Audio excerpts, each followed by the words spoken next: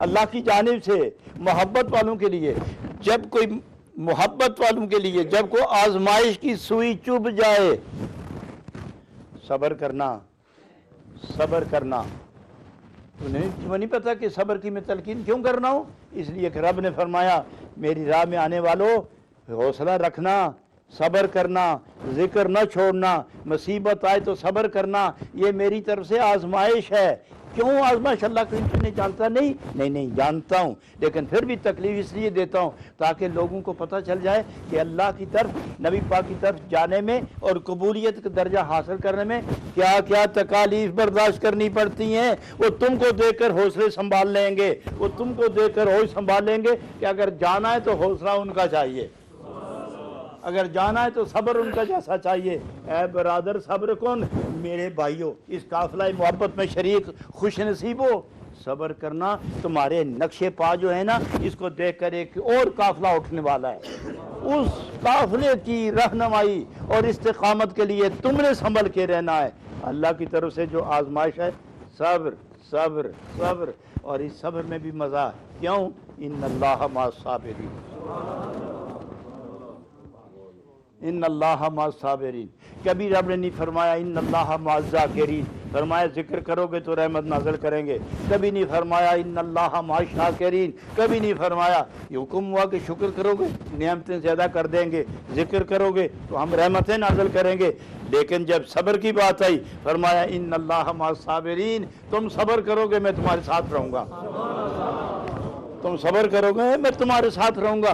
جب رب تمہارے ساتھ رہے گا تو اے بھائی صبر کر، اے میرے بھائی صبر کر، اے میرے دوست صبر کر، کہ تو اب جا رہا ہے نبی پاک کی بارگاہ میں اور تمہیں تکلیف ملے گی، تم صبر کرو گے، خدا تیرے ساتھ ہوگا، حوصلے بلند ہوں گے۔ نبی کی بارگاہ میں پہنچانے کے لیے خدا کیا کیا انتظام کر رہا، کیا کیا انتظام کر رہا ہے، اور خدا اپنی طرف نہیں بلا رہا آؤ میرے پاس آؤ، میرے پاس آؤ، میرے پاس آؤ، نہیں فرمایا میرے نبی کے پاس جاؤ، اور راستے میں تکلیف ہو تو میں بھی تمہارے ساتھ ہوں گا۔ میرے نبی کی بارگاہ میں جاؤ، میرے نبی کی بارگاہ میں جاؤ، کوئی پریشانی ہوئی تو ان اللہ مع الصابرین، میں تمہارے ساتھ۔ جب تم نبی کی بارگاہ میں جاؤ گے نا، پھر وہ تمہیں آداب بتائیں گے کہ میرے پاس کس طرح آنا ہے۔ اس لیے فرمایا اے برادر صبر کن بر درد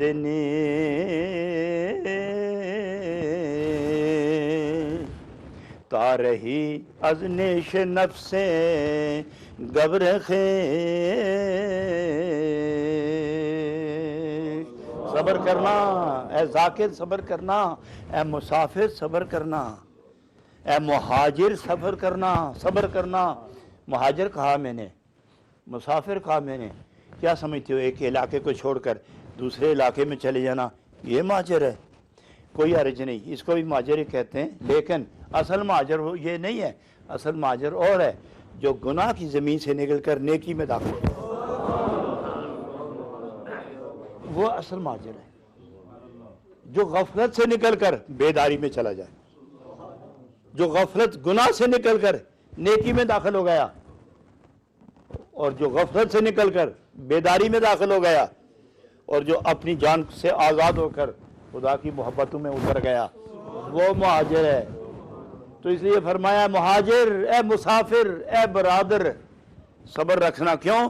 تارہی از نیش نفس گبر خیش، جانتے نہیں ہو کہ تیرا نفس یہ بت پرست ہے، تیرا نفس باغی ہے، یہ تمہیں جب بھی ذکر کرو گے یہ نفس تمہیں شرارت سے روکے گا، کبھی کوئی رنگ دکھائے گا، کبھی کوئی رنگ دکھائے گا، کبھی ڈرائے گا، کبھی دنیا کی لذتیں بتائے گا، کبھی دنیا کی آسائشیں بتائے گا، کبھی دولت کا نشے کا تصور دلائے گا۔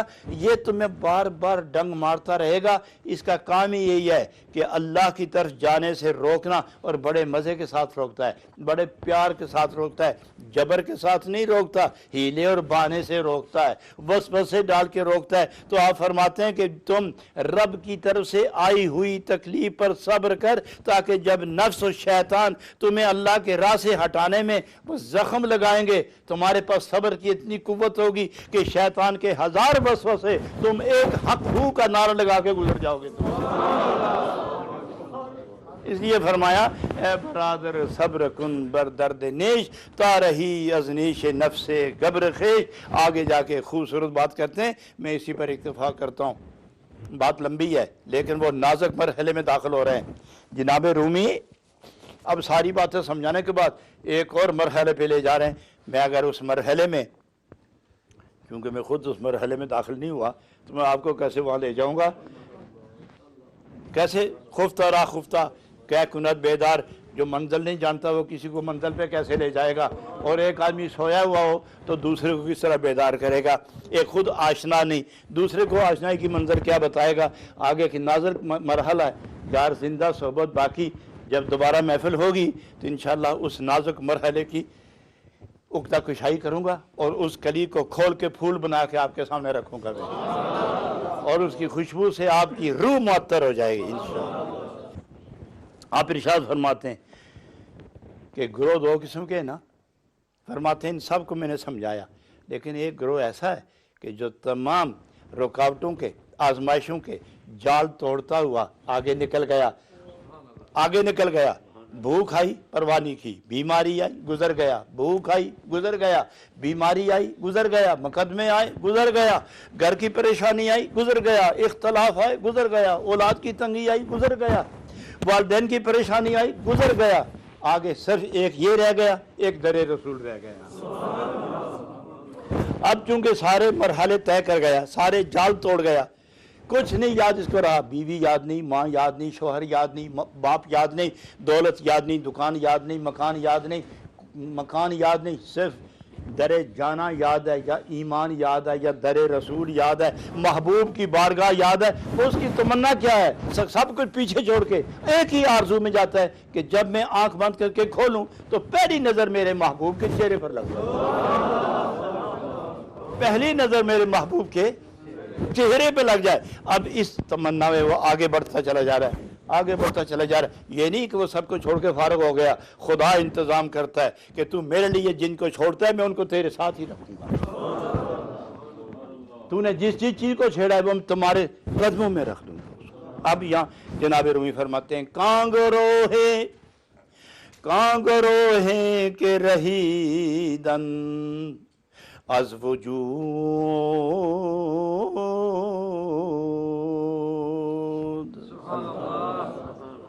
کانگرو ہے کہ رہی دن از وجود چرخ و مہر و ماہشاں آرد سجود.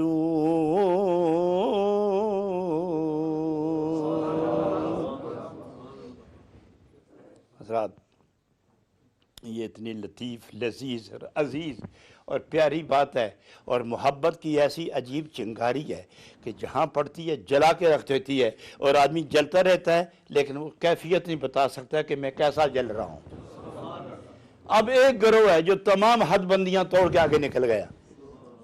اس کے متعلق فرماتے ہیں کانگرو ہے کہ رہی دن از وجود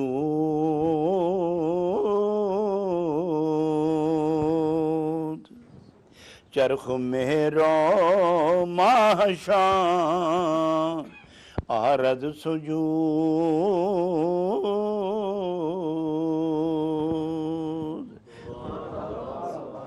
کہاں گروہ ہے کہ رہیدن، ایک گروہ ایسا ہے کہ جس نے وجود کے تمام تقاضوں سے آزاد ہو گیا،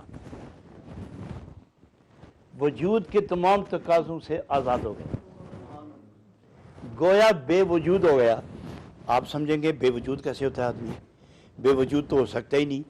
جو وجود کے تقاضوں سے بے نیاز ہو گیا وہ بے وجود ہو گیا.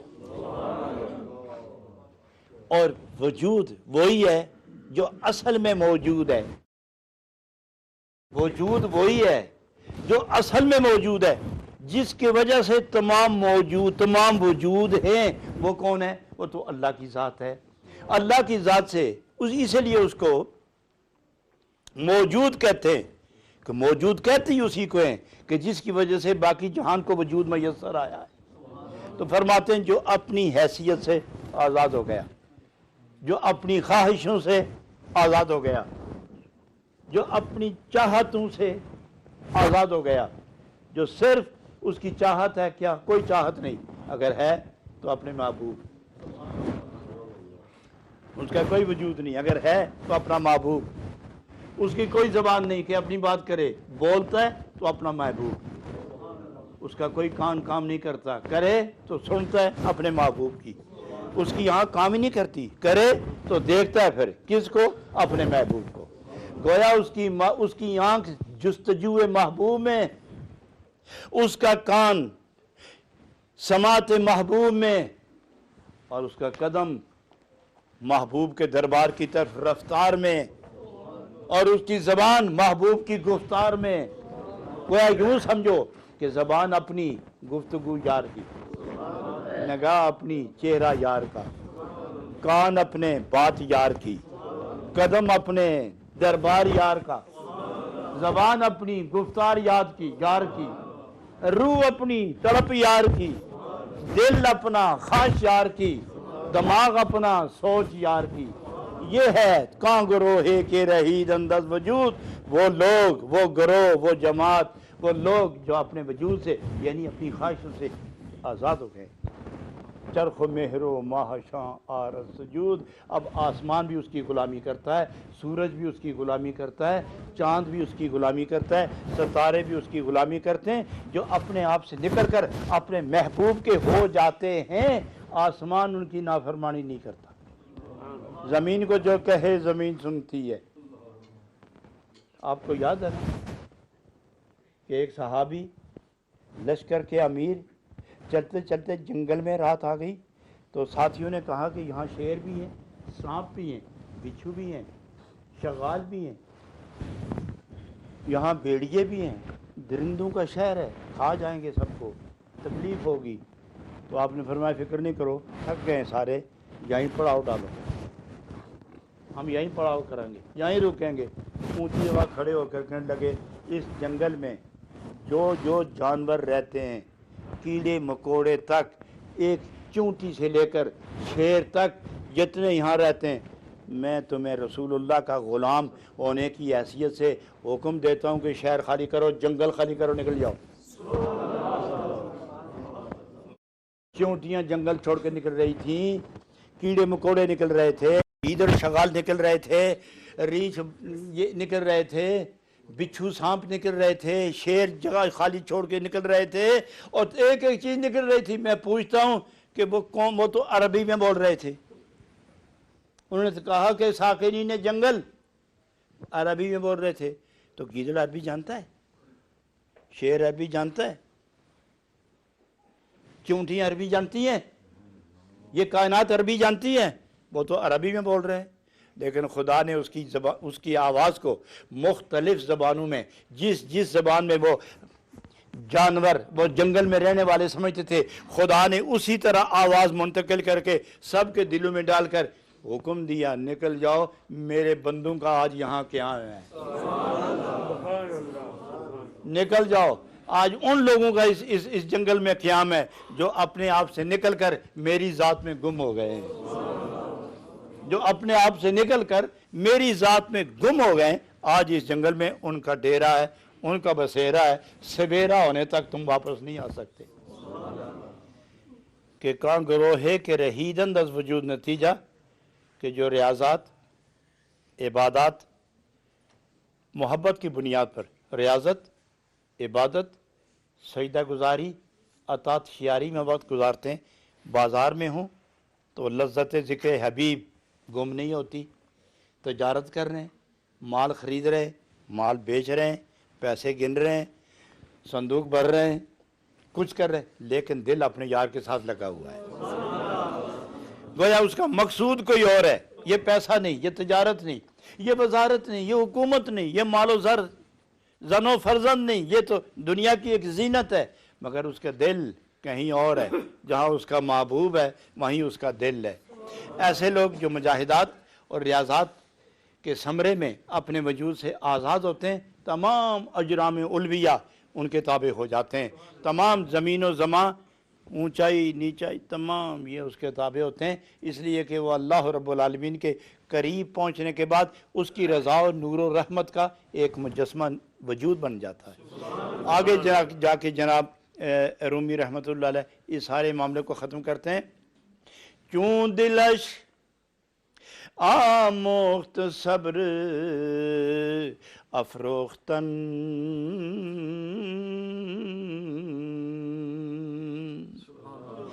آفتاب را نیارد سوختن۔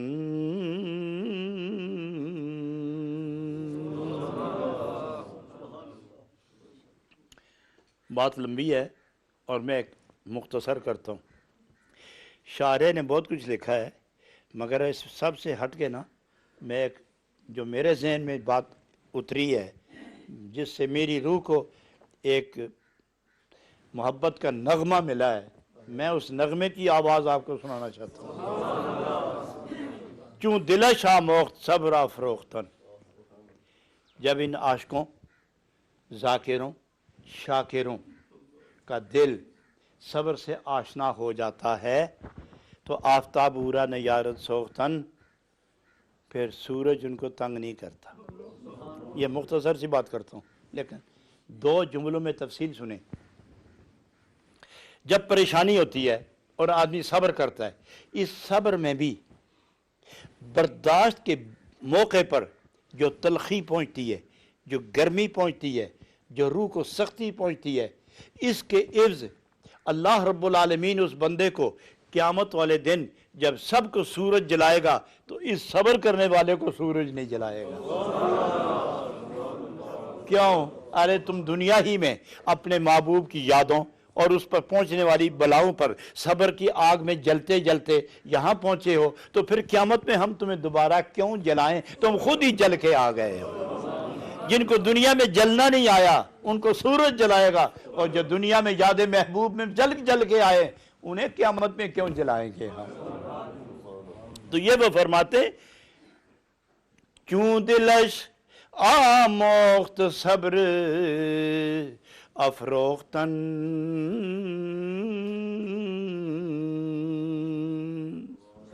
آفتاب را نیارد سوختن۔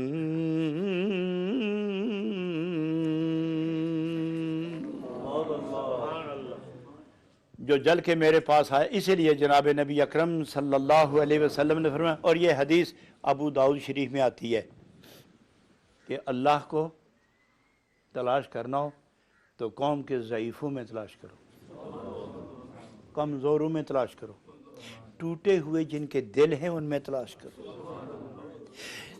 جن کے دل زخم کھا کھا کے صبر کر کر کے راتیں سجدوں میں گزرتی ہیں، اللہ کو تلاش کرنا تو ان کے پاس جایا۔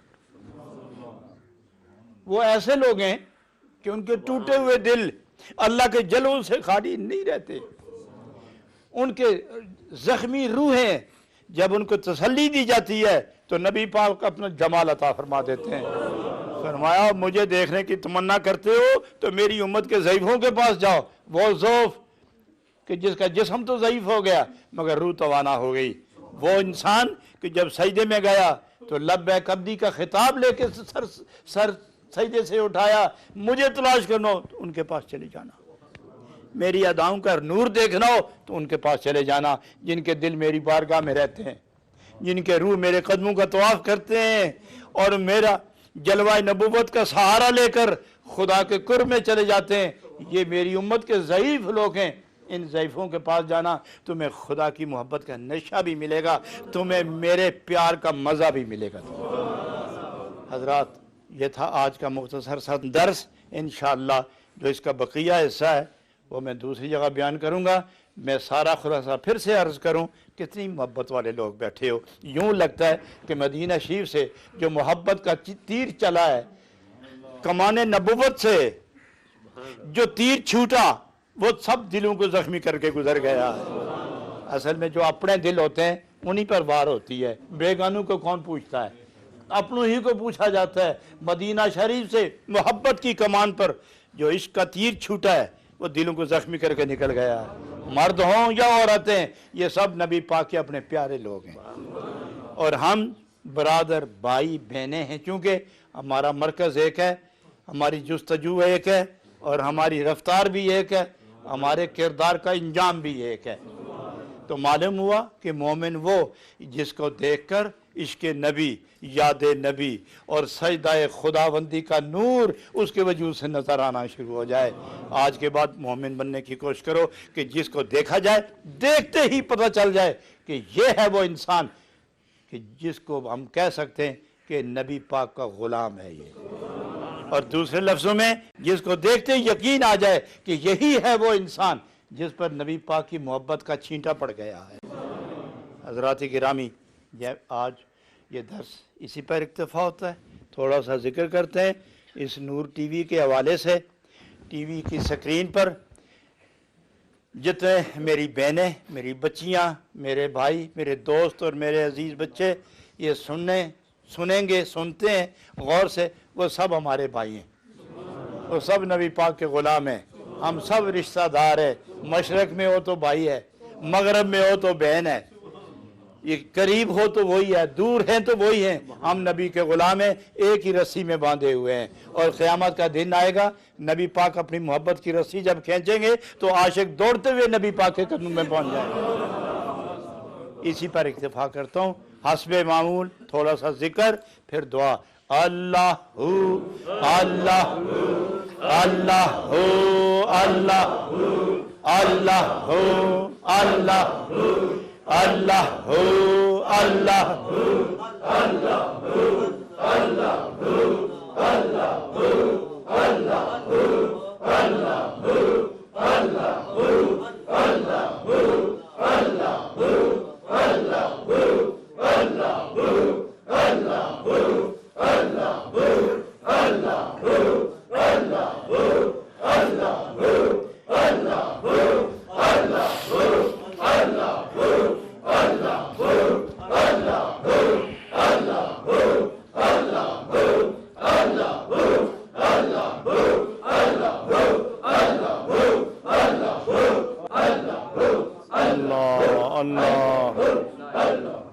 اللہ جل جلالہ، اللہ جل شانہ، اللہ جل شانہ۔